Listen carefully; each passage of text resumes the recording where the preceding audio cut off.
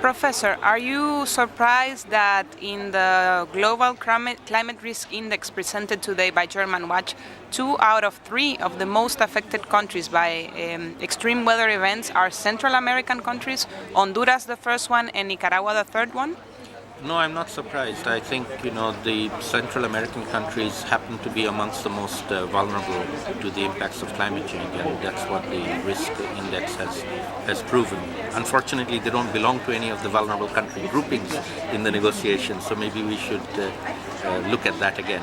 Yeah, so you are suggesting that it's important for the government's representatives from Central America countries to start doing some lobby and some work towards the recognition of the vulnerability of our countries? Absolutely, I think so. I think also, to be fair, they are doing that. There is a new grouping of countries called the Climate Vulnerable Forum, which includes several countries from Central America.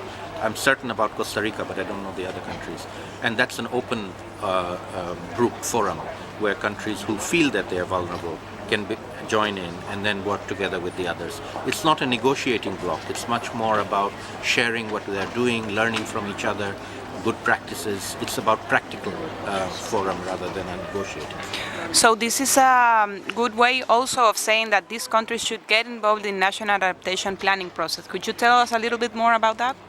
Sure. One of the things that all countries are going to have to do are to develop national adaptation plans. In the Framework Convention, we are discussing that in Doha, and we'll have guidance on it. But all countries have to some extent started.